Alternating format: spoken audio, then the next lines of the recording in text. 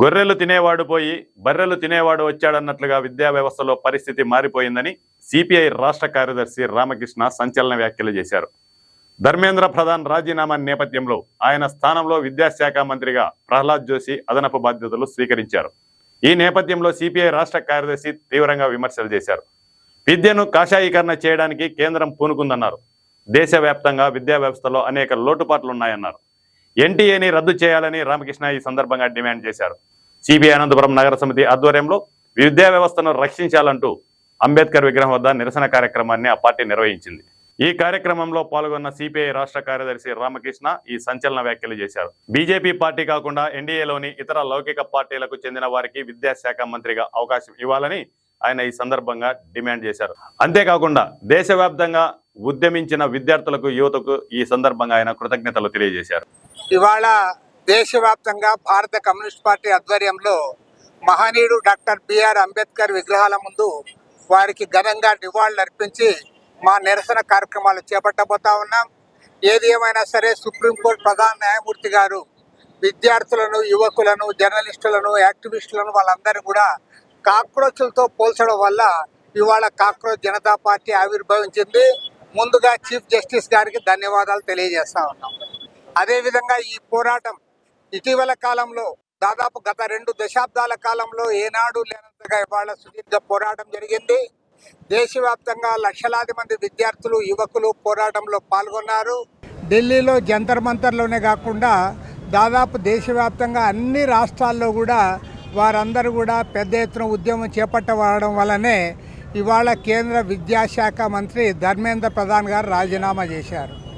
అయితే మన పల్లెల్లో అన్నట్లు గొర్రెలు తినేవాడు పోయి బర్రెలు తినేవాడు వచ్చన్నట్లు ఇవాళ ధర్మేంద్ర ప్రధాన్ స్థానంలో ప్రహ్లాద్ జోషి అని బర్రెలు తినేవాడు వచ్చాడు. ఖచ్చితంగా చెప్తా ఉన్నాం, ఇవాళ ఎన్డీఏలో ఇతర లౌకిక పార్టీలు ఉన్నాయి. తెలుగుదేశం పార్టీ ఉంది, జేడీయూ పార్టీ ఉంది, జనసేన పార్టీ ఉంది. మరి ఆ పార్టీలకు సంబంధించిన వాళ్ళని ఎవరైనా విద్యాశాఖ మంత్రిగా పెడితే కనీసం మన విద్యారంగంలో కొంతగైనా లౌకికవాదము, ప్రజాతంత్రవాదము ఉంటుంది. కాబట్టి ఇవాళ ప్రధానమంత్రి గారు డిమాండ్ చేస్తూ ఉన్నాం, ప్రహ్లాద్ జోషి మాత్రం కాకుండా ఇవాళ లౌకిక పార్టీల వ్యక్తులను అక్కడ విద్యామంత్రిగా పెట్టాలని చెప్పి కూడా కోరుతా ఉన్నాం. అంతేకాకుండా ఇవాళ అనేక రాష్ట్రాలు ఈ ఎన్టీఏను వ్యతిరేకిస్తూ ఉన్నాయి. నేషనల్ టెస్టింగ్ ఏజెన్సీ వచ్చినప్పటి నుంచి కూడా ఈ అవకతవకలు జరుగుతూ ఉన్నాయి. మీరు మూర్ఖంగా దాన్ని సమర్థిస్తూ ఉన్నారు. కాబట్టి ఎన్టీఏను రద్దు చేయాలని చెప్పి మేము డిమాండ్ చేస్తూ ఉన్నాం.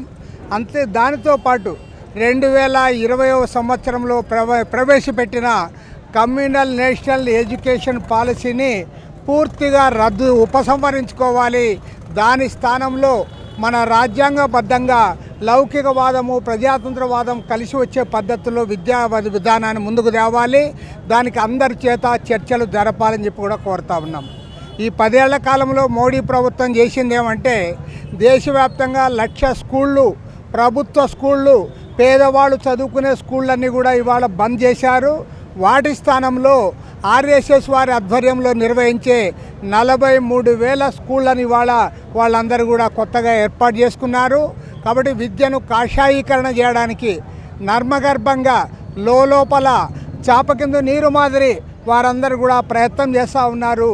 దీన్ని తీవ్రంగా తప్పుపడతా ఉన్నాం, ఖండిస్తూ ఉన్నాం. ఇవాళ భారత కమ్యూనిస్ట్ పార్టీ తరఫున దేశవ్యాప్తంగా మహనీయుడు డాక్టర్ బిఆర్ అంబేద్కర్ విగ్రహానికి నివాళులు అర్పించి ఇవాళ ఈ విద్యా వ్యవస్థను కాపాడుకోవడానికి అందరం కూడా కలిసి రావాలని కోరుతా ఉన్నాం. పెద్ద ఎత్తున ఈ పోరాటంలో పాల్గొన్న విద్యార్థులు, యువకులందరినీ కూడా మనస్ఫూర్తిగా అభినందిస్తూ ఉన్నాం. దురదృష్టవశాత్తు ధర్మేంద్ర ప్రధాన్ గారు ఈ ఉద్యమము విదేశీ శక్తుల చేతుల్లోకి, విచ్ఛిన్నకర శక్తుల చేతుల్లోకి పోకుండా ఉండడానికే రాజీనామా చేశానని ప్రకటించుకున్నాడు. నీవు రాజీనామా ఎందుకు చేశావంటే 49 రోజుల పాటు సుదీర్ఘ పోరాటం జరిగింది. కోట్లాది మంది విద్యార్థులు, యువకులు పాల్గొన్నారు. వాళ్ళ తల్లిదండ్రులు కూడా వారికి అండగా నిలబడ్డారు. కాబట్టి నీవు రాజీనామా చేశారు. ఇప్పటికైనా వాస్తవాన్ని గుర్తించండి. ఇప్పటికైనా ప్రజాతంత్రబద్ధంగా పరిపాలన చేయండి. నీటిని రద్దు చేయండి, ఎన్టీఏను రద్దు చేయండి. అదేవిధంగా నేషనల్ ఎడ్యుకేషన్ పాలసీని ఉపసంహరించుకోవాలని చెప్పి సిపిఐ తరఫున డిమాండ్ చేస్తూ ఉన్నాం.